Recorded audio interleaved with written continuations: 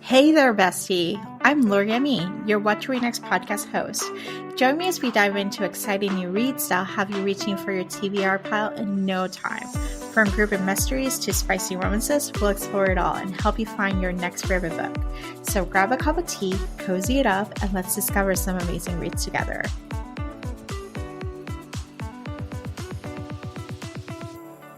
Hello, everyone. Welcome. So happy to have you back. So today's episode is an interview with Jen DeLuca. So Jen actually came on the show about 3 or 4 years ago to talk about the Renaissance Faire. So I decided to not only include the episode where we talk about her current series, which is Haunted Ever After, which is a paranormal ghost town series, small town series in Central Florida, which is a lot of fun. It's perfect for this fall season. But I also figure, why don't we just listen to her previous episode? So this episode is a little bit extended. I'll make a note once we do, but the first part of the episode is the new book that she's promoting and her current book recommendations. And then the next part is her previous interview. So you get a little bit of both. You get more recommendations from some backlist titles. You can find them in the library, as well as more information about the Renaissance Faire. I hope you enjoy this episode. Hi, Jen. Welcome to What to Read Next podcast. Hi, thanks so much for having me. So happy to have you here. Tell us a little bit about yourself. Well, my name is Jen DeLuca. I currently live in Tucson, Arizona. We moved here during the pandemic, which do not recommend piling a whole bunch of your cats in the car and driving across the country, but we did it and we survived. I live in Tucson, Arizona with my husband and a house full of rescue pets. I've been writing now full time for about 5 years. I have 4 books out in the Renaissance Faire series, and then I have first book and the Boneyard Tea series just came out in August. Yeah, I love your Renaissance Faire. So I'm excited for the Boneyard series because it's a little bit paranormal and set in Florida. It is. It is. It's a little bit paranormal, and it is very much set in Florida. I lived in Florida for about 25 years. So it's very much my love letter to that weird ass state. Yeah, it's actually like my kind of Florida because I live in Tampa, but like I actually spend enough time in Orlando and spend enough time to the coastal towns and stuff. So it's this part of it that's connected to this weird part of Florida. It's not just Miami that people assume that this. Yes, exactly. It's very much, I very much wanted to write about the spots in Florida that kind of aren't people's first choice. Yeah. When you're taking a Florida vacation, you're going to Disney, you're going to Universal, or you're going to Daytona Beach, you're going to Miami and South Beach, you're doing that sort of thing. But there are so many tourist attractions that are that mid-tier. You go down a little bit and you've got Weeki Wachee, you've got Crystal River, you've got St. Augustine, you've got Cedar Key. And so a lot of these places I kind of put into a blender and came up with Boneyard Key as a setting for this novel. I love this. So let's talk about Haunted Ever Afters. What is the elevator pitch? The elevator pitch, this is the pitch that I gave my agent, and this is what she gave to my editor at Berkeley, is if The Last Great American Dynasty by Taylor Swift was actually written by Jimmy Buffett and then turned into an episode of Ghosts on CBS. So you've got a house with a history, you've got wacky Florida vibes, you've got very lighthearted hauntings. Yes, and we got some ghosts. Yes, we have some ghosts, but one reader described it as Scooby-Doo horror, which I can totally get on board with. It's not scary. I am a wuss when it comes to horror. Yeah. So it is very much along the lines of things like The Haunted Mansion at Disney, Julie and the Phantoms on Netflix, again, Ghosts on CBS, which is an amazing show. If you haven't seen it, go see it. Very lighthearted, fun look at ghosts and the paranormal and the afterlife. So what led you to start writing to explore this area, this genre, paranormal, like a different honor? Because the Renaissance Faire is very straight up contemporary. It does have, yes, they do have the Renaissance Fairs and it's just romance that's happening. But here we got this other element in addition to the couple falling in love, this element of paranormal existence. And so what led you to were you a paranormal reader? And let's experiment, or let's just refresh, let's do something different now for this new series? Kind of a little bit of both. I've always been into paranormal, ghost stories, tarot cards. If you've read my series, The Fourth Hour Will Travel, dealt with tarot cards. There's also, again, in Florida, a small town called Casadega, which is basically a very small town that's entirely populated by psychics. where you go there and you get readings and get channelings and tarot readings and that sort of thing. So that's something I've always been interested in. I've always loved ghost stories. They're just, to me, again, I'm a wuss when it comes to horror, but ghost stories are more kind of creepy and kind of what if be, where are these real? Is it not real? And it's just something that's always intrigued me. And I've always loved a good ghost story. So I was trying to figure out what I wanted to write next when I finished Well Traveled. And I was kind of playing around with the idea of writing a ghost story. And then I just kind of kept coming up with different ghost stories, approaching them from different angles, what kinds of ghosts and just different things. And I thought, well, I can either just send all of these ideas to my agent one at a time until she says, knock it off with the ghost stories already. Or I could come up with kind of a setting and then I could put all those ghost stories in it. So that was how I kind of came up with the idea of Boneyard Key. And then it just became, I decided to make it a haunted Florida tourist town where they've got their t-shirts and their trucker hats with ghosts on it. And they lean into it just to make a buck, basically. Yes, because life is tough in Florida. So we do need to make a buck. Yes, exactly. We need those tourists to give us a little bit of money from them. And most of the tourists are like I said, are going for the Disney dollars, going to Disney, going to the big theme parks. And so kind of, I feel like the small towns, those smaller tourist destinations kind of have to fight for what's left. So that's how Boneyard Key is contributing, is they got their ghosts. I love this. Let's talk some book recommendations. What kind of books do you tend to read? Are you reading right now? Oh gosh. I mean, I read a lot of romance because I write a lot of romance. So I'm definitely, I have friends who I've made friends with fellow romance authors. And so I read their books, they read my books. But I really kind of I do really read a little bit of everything. I was big on fantasy when I was younger. Yeah. And I kind of got away from it. And then I sort of have been drifting back to it a little bit again lately. I like straight up fiction sometimes. Anne Patchett is a favorite author of mine for sure. And she just writes beautiful, just lyrical kind of stuff. And I just, like I said, basically anything. There's not a whole lot that I don't read. I like a good biography every so often. I'm very into history. So if a specific subject in history interests me, I'll pick up a book or two about it. I do tend to read more fiction than nonfiction, but yes, there's not a whole lot that I won't read. I mean, I was that kid that was reading the back of the cereal box at breakfast. So I love this. And so do you have any books to recommend our listeners to pick up? Like maybe one or two titles?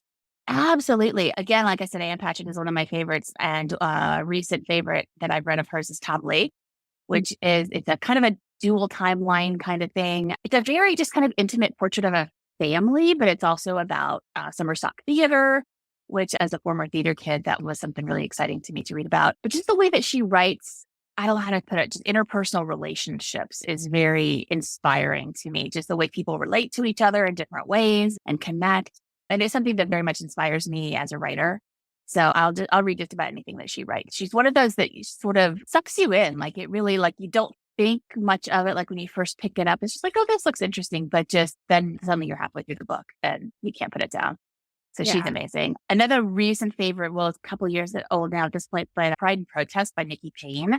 Yes. The Pride and Prejudice retelling. I cornered her at StimulitCon last year and basically just forced her to listen to me tell her how much I love this book. It's the way that she does an Austen retelling is the way it should be done. Like it's not just beat for beat retelling Pride and Prejudice. It is figuring out who those characters in Pride and Prejudice are, what makes them tick, and then writing a story around that. Like you still kind of recognize the things happening. It's definitely that retelling, but it's just, to me, it's on such a deeper level because she understands those characters and those archetypes. And she tells the story in such a fresh, modern way at the same time that it's just blown away. I was completely blown away. And like I said, I forced her to listen to me go on for a good 5 minutes about how awesome that book is. I love it so much. Yes, and there's a follow-up book, so there's sensible. No, it's on my TBR, which is roughly a mile high, right? If you're with Pride and Prejudice, and then you go to the next one, so you have 2 books to binge. Yeah, the next one's based on Sensibility, right? Yeah, and I really want to read that one. And then another one that I read relatively recently is Killers of a Certain Age by Deanna Raybourn. Oh, so good. So good. It's about female. Or just they're assassins, but they're all like retired basically. So it's kind of like the movie Red, where it's about these older former spies/assassins who are kind of forced out of retirement because someone's coming after them.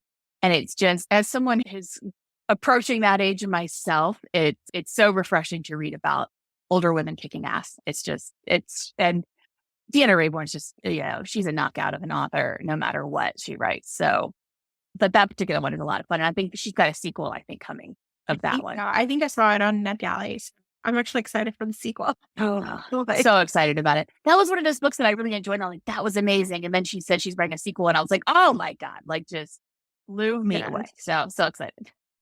Yes. And Patch's audiobooks tend to be narrated by famous actors. So I think Tom Lake was narrated by Meryl Streep. And I think The Dutch House was narrated by Tom Hanks. So if you want to have... I listened to his narration of that. That was a pandemic read of mine. And it was so good. Yeah. So if you want that experience, that's go for the audiobook and stuff. So oh, definitely. Yeah. These are great recommendations. So Jen, tell us where you can find you online.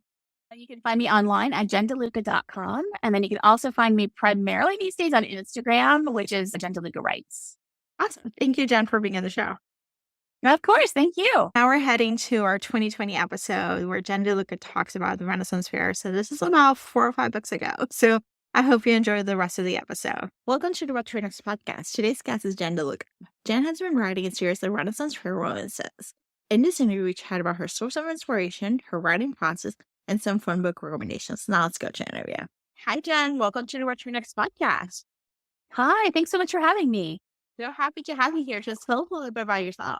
Well, I'm not sure where to start. I'm born and raised in Virginia, and I went to Virginia Tech, go Hokies. And from there, we moved to Florida probably in the mid-90s or so. So I spent about 25 years in Florida. And now I'm actually coming to you live from a whole bunch of boxes because we're getting ready to move to Tucson, Arizona. So it's been a little bit busy in this pandemic the last few weeks. I can imagine just moving the pandemic, just in a whole set of new challenges. But I think look for the challenge. And so where in Virginia are you from? The Richmond area. Oh, cool. What inspired you to become a writer? I am one of those people that I've been writing as long as I can remember, honestly. I remember one of my earliest memories is taking pieces of notebook paper and kind of folding them in half. My mom would staple them down the middle so it would be a book. And then I would just write stories in there. And I was probably in the 6 or 7 year old range. So I was writing a lot of stories about girls who had dogs and took naps because that's all I had going on. But it was just something that I've always done. I started reading at a very young age as well. My mother was very good about reading to me when I was very small. And then as I learned to read myself, I was just always absorbed in books. And so I think it was just sort of natural that my brain went to writing stories too. So I just kind of, like I said, I've been doing that pretty much my whole life. It's just sort of been something that's always been a part of me. I love this. And so what was that journey to get that first book published? It was a really long journey. Like I said, I started when I was really small. And I don't think I really took it seriously until I was always somebody that would do a NaNoWriMo, and I would just sort of throw a story out there for fun. And I probably started taking it seriously, I would say about maybe 10 or 12 years ago, where I really started thinking, I wonder if I can actually write something that's publishable. And you sort of have to make that decision for yourself where you kind of go beyond just having fun with it to taking it seriously and really trying to improve your craft. And so I took some workshops, I still did NaNoWriMo because it's a great way to kind of get words on a page without judging yourself. And I'm trying to remember exactly the timeline. I started querying I queried my first novel back in 2005, and that went absolutely nowhere very quickly. And then that lives in a drawer and she'll never, ever be discussed. And then I started querying another novel in late 2014. And I started getting a little bit of traction from agents like revise and resubmit requests and things like that. So I knew that I was getting better at it. I ended up doing Pitch Wars. I was a mentee in Pitch Wars. I worked with the romance writer Brighton Walsh, and she was a great help to me in figuring out exactly how to pace my stories. And shortly after Pitch Wars, I signed with my agent, Taylor Haggerty, in late 2016. And then the book that we signed with, she made the rounds, didn't sell until while I was waiting to find out the fate of that book. I started writing this Ren Fair novel. And then that ended up being the one that got sold and got published. Oh gosh, that's amazing. So it was amazing, but it was also a very long journey to get there. It's one of those things that when it happens very quickly and it's very exciting, and sometimes you sort of all you see is that tip of the iceberg, and you sort of forget about all those years that it took for you to get there. Yeah, I love that The long road. because it's so every author has his own journey and the Hmm. process, like the manuscripts that you write, and the ones that don't get published, and the ones that get you the agent, and the ones that get you the book sold, or that's not even the book that's going to be published. Right. Fascinating, that whole process. It is. And it's interesting because I mean, I know that there are people who think, oh, well, then it's a waste if it doesn't get published, then what's the point? But the point is, to me, is that you get better at it and you learn what works and what doesn't work. And then the book that you've written are never ever a waste because you can go back and steal from them. So I do that a lot. So you can steal a situation or just a description of somebody's eyes or something. There's always, and you've built yourself this little like library of stuff you can go back to. I love this. So let's look for writing. Do you have an outline or just you were just writing too? I have to have an outline. I've done the pantsing thing sometimes, and that's sort of to me that's too scary. I have to have an outline, and it's not even like a really detailed one. I just basically when I'm starting a story, I do a bullet point list, sort of the scenes. This is going to happen, then this is going to happen, then this is going to happen, and it's all very vague. But I at least have to know where the story is going to end, and then I start writing, and I have followed all those little plot points as kind of like landmarks or signposts or something. So I know where I'm going to end the journey, but the journey itself can get all kinds of twisty, turny, and weird because I don't plan it to that small of a detail. Because when I'm writing a first draft, I'm getting to know the characters. So I don't really know what makes them tick yet. And writing that first draft and having them follow that story is what makes me get to know them. And by the time the story's over, I know who they are. So what's the process of getting to know the character? Do they show up to you on page, or like as you write that?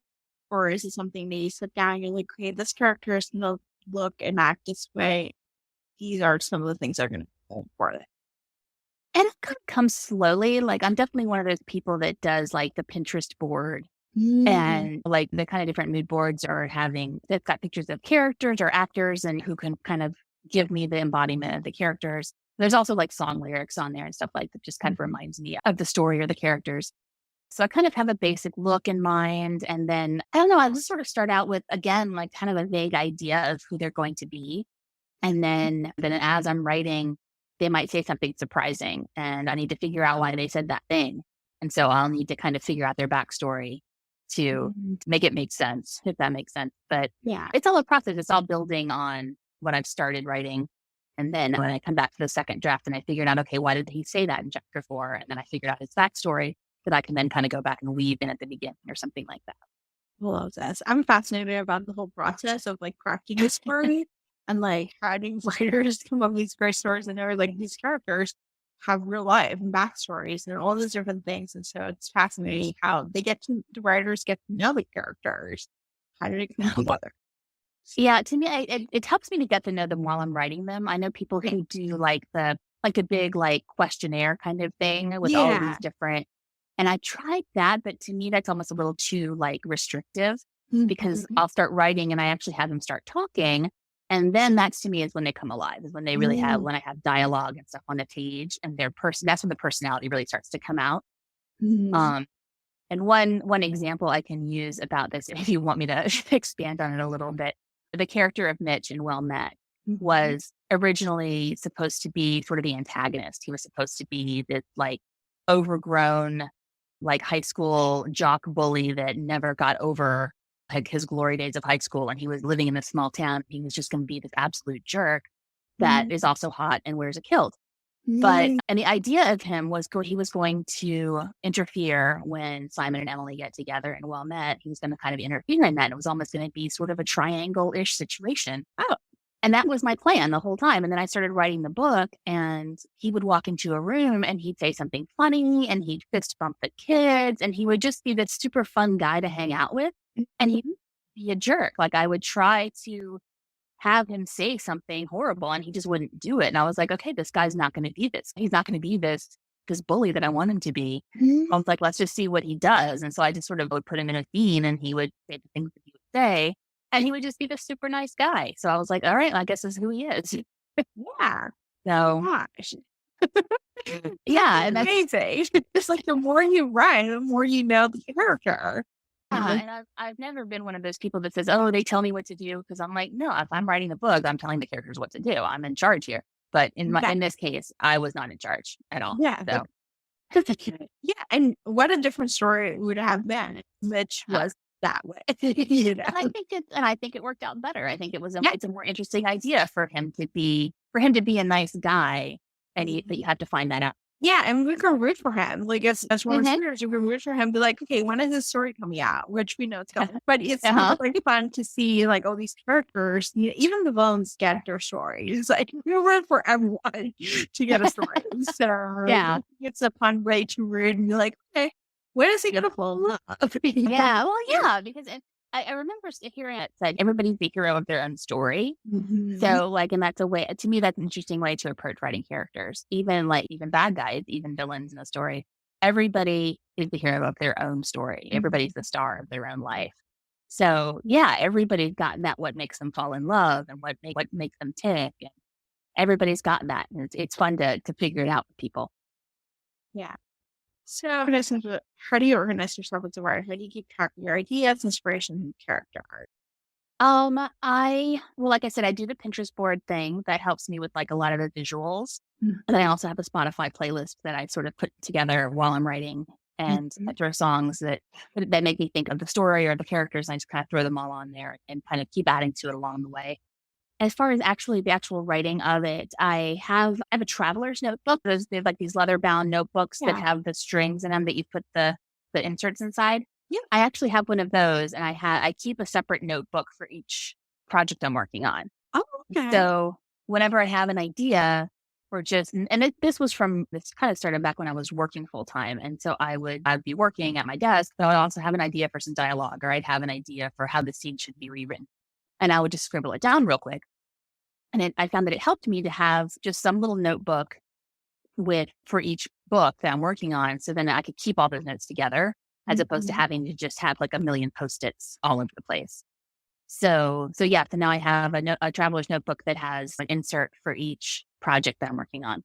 And then I just write those ideas down in there. And I'm actually thinking this is really forefront in my mind, since I'm working on a draft right now. When I finish the draft, then I kind of go back and read through all those notes to see what I missed. And then I can see what I forgot to put in there. And then I can figure out places to stick those things that I forgot. And it helps to have it all written down and all organized in one place. And that's pretty much it. And like, I kind of keep outlining as I go. Like I said, my outlines are pretty vague. But then like when I'm halfway through the book, and my note is just like, one of my notes for Well Met, one of my outlines was, they're a couple at fair and they're cute. Like that was literally all I wrote down. So I had to figure out what that meant. Oh my gosh. So I'll kind of like revise my outline as I go and like flesh it out a little bit more. Like, okay, in this scene, this is what's going to happen, and this is how they're going to react or whatever. So I kind of keep organizing myself as I go. I love this. So, do you share your work along the way as you wait to complete a plot or story?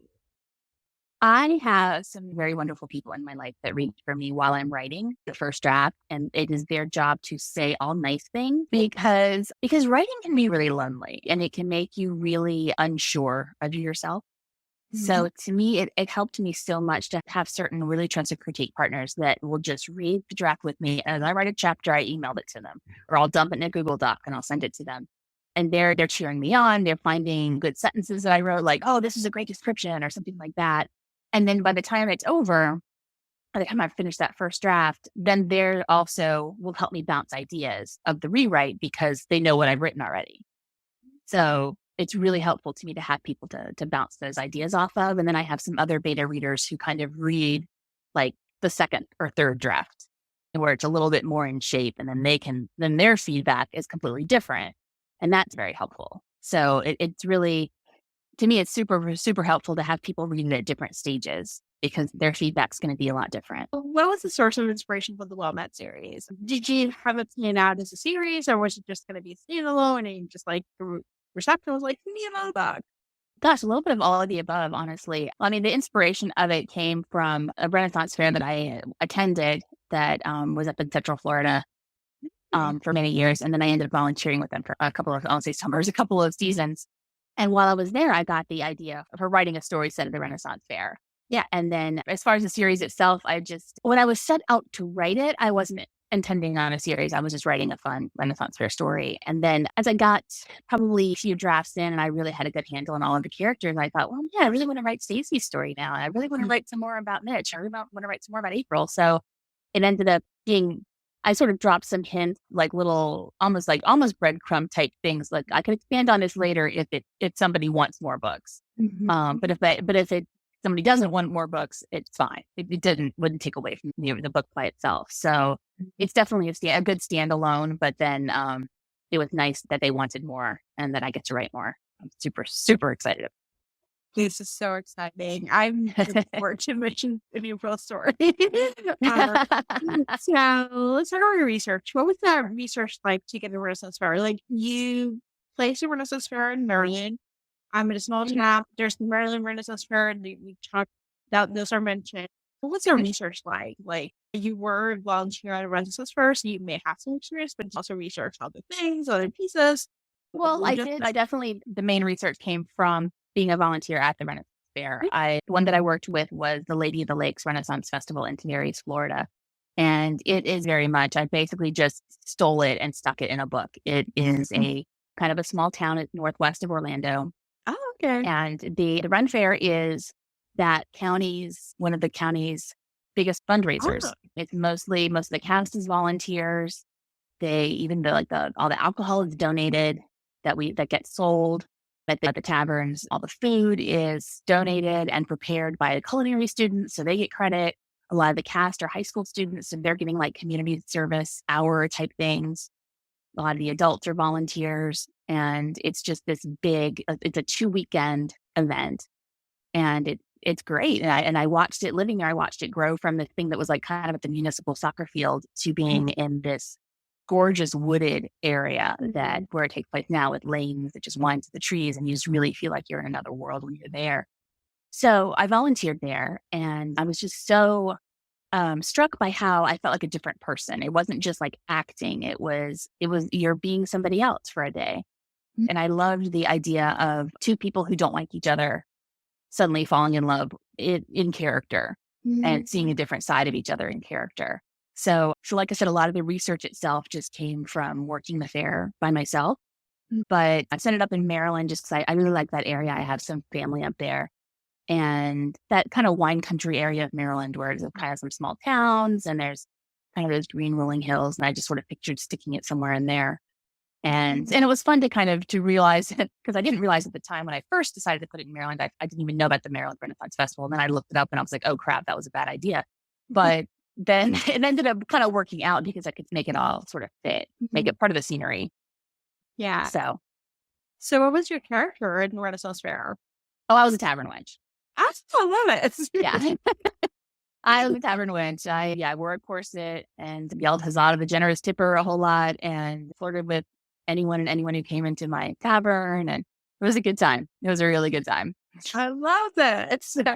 For website, we have a relationship to both upon emails, texts, and just mistaken identity for missing a book. What kept this true? Like, what kept the story arc? Like, I know we spend a lot of time in the Renaissance Fair, which I love, but we spent quite a few months, like, just getting to know each other epistolary way. Well, kind of the idea for it was sort of my riff on a Cyrano de Bergerac kind of story, but twisted so that Stacy, so we're seeing it from the recipient's point of view. We're not seeing it from the point of view of the man who's wooing her. We're seeing it from the point of view of the woman who's receiving the letters and the texts.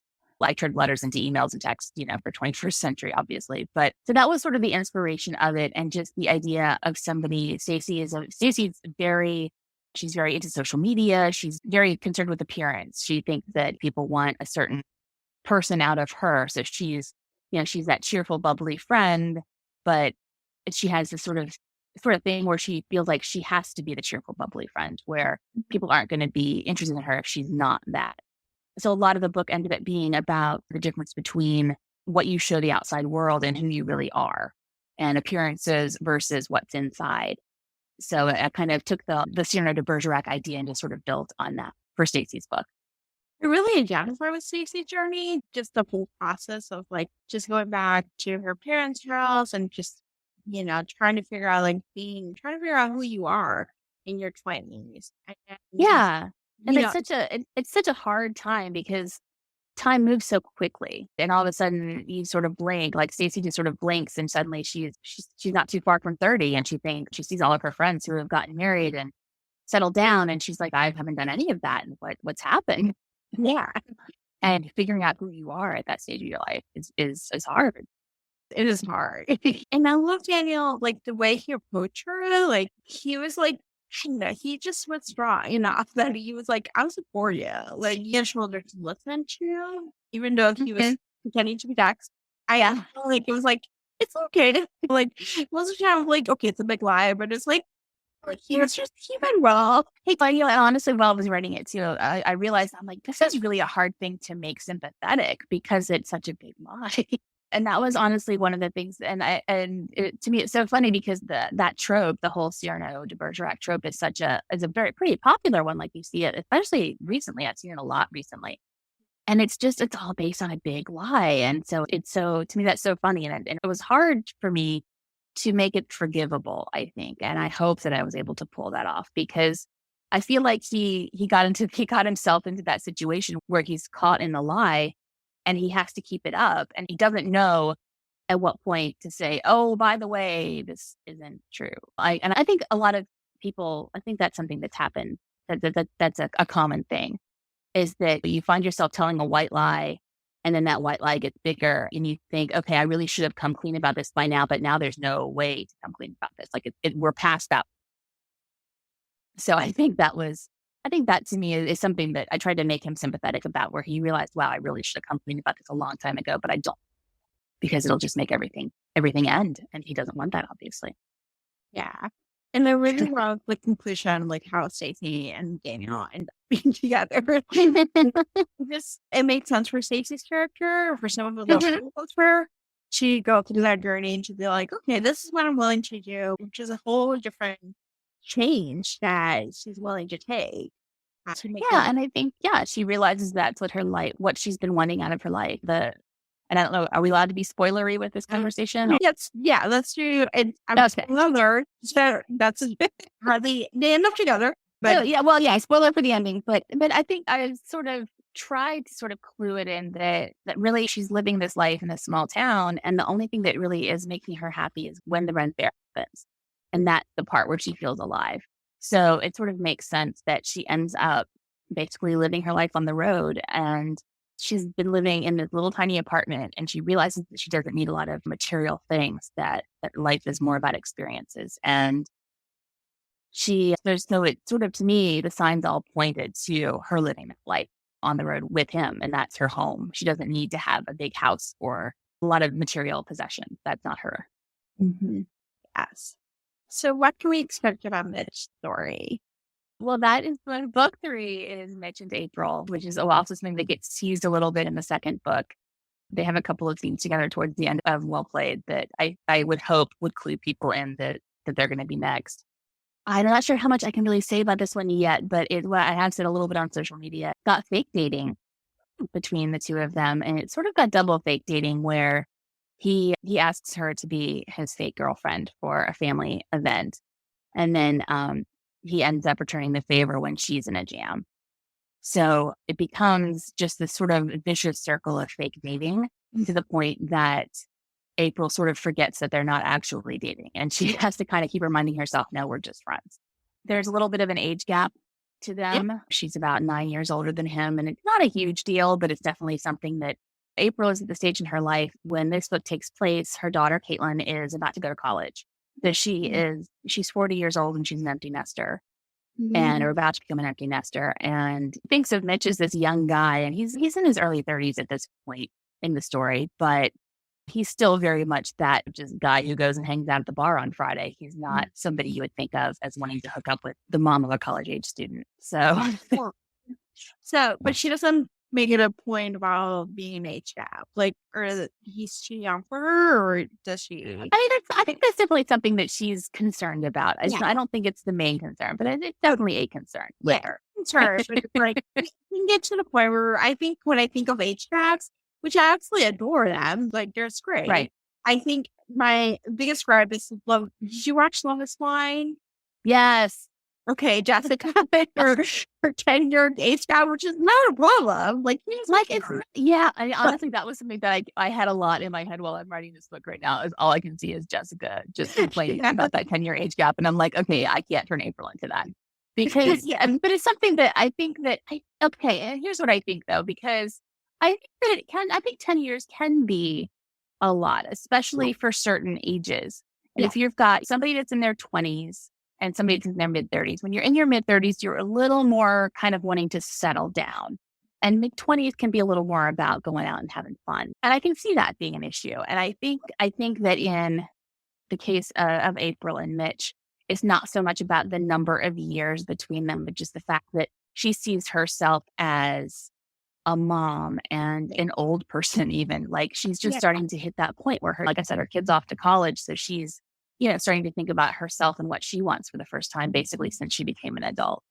And she doesn't see him as quite as a grown up as much as she probably should, especially at the beginning. I think she definitely comes to appreciate him, but as you would. But yeah, I think that it comes down not so much as years as experience and life experience. But yeah, the Love is Blind thing definitely was like, okay, yeah, that's really bad. And I think the problem with the Love is Blind thing is that that's all she said, though, was just like, oh, I'm older than you. And that's all she said. That was the whole point of the relationship. It's like, he said, you're younger than me. He said, you're younger than me. And everybody was like, so what? I love when she kept telling people that. Like, she like had that thing, like she went out with her friends that one night and she was like, oh, but he's younger. And they're all like, so? Like, go for it. She's like, no. Yeah, I think that's when it became kind of like a driving force. So I think for age gap, you're like, you don't want to be like Jessica, whose only concern was the age gap. She had no I think she used that as an excuse. I think she didn't want to be with the guy. And I think she was using that as an excuse. Yeah. Like that was the most convenient reason. I agree. I don't think she wanted to be with Mark. Like, this was like, I think she wanted to get out of Mexico. I read somewhere one of those like gossip. Yeah, I saw that. And then the producer told her, no, you cannot get out of Mexico. You must. Like that other couple had already broken up, so they had to keep like, I remember that. So it's one of I'm not a reality TV show person, but yeah, I'd binge the heck out of that. Me too. Oh my gosh. I watched the whole thing in like 2 days. It was just, oh my God. It was good times. So. It was. Awesome. So let's move on from the tangent. And let's go to our writer book recommendation. It's number 2 for you to share with our audience what they should read. So what is your favorite genre? Gosh, I really do read mostly contemporary romance. I dip into historical romance every so often. Every once in a while, I'll go into like a sort of a fantasy or a sci-fi book. But that's typically what I read. I love it. And what has been a book you read this past year that you love? Oh, just one? Or you? Oh my God. Well, there's some really great contemporary romances that I've read lately. The Roommate by Rosie Dan, and it's going to be out in September. It comes out the week before Well Played does. And it highly recommend it. It's a contemporary romance with a very type A personality heroine. So she's somebody who makes like laminated lists and things like that. And she ends up being roommates with a porn star who is just an adorable, hot golden retriever of a man who does porn. And it's one of the best books I've read in a long time. So I'm super, super excited for it to hit the world. Some other stuff that I've read lately that I love is Something to Talk About by Meryl Wilsner. Girl Gone Viral by Alicia Rye is really good. I'm currently reading Deal with the Devil by Kit Rocha, which is more of a sci-fi sort of romance thing. And I've just started it. I haven't gotten very far into it because I've been so busy with writing and with packing my house. But yeah, it's on my nightstand right now. It's really great. It sucked me in really well, really well. I'm trying to think if there's anything else right now that I've read that I really love. I read The Starless Sea a few months ago by Erin Morgenstern. I'm a big fan of The Night Circus. I love this. I can find you online. Online, JenDeLuca.com is the easiest place to find me. That has all of my, all my different social media stuff. Thank you, Jeff, for being on the show. Thank you. Thanks so much for having me. This is great. Thanks for joining me on this episode of the What to Read Next podcast. If you enjoy our bookish conversations and want more recommendations, don't forget to subscribe so you never miss an episode. Also, head on over to the What to Read Next blog for a list of books mentioned in today's show. Happy reading!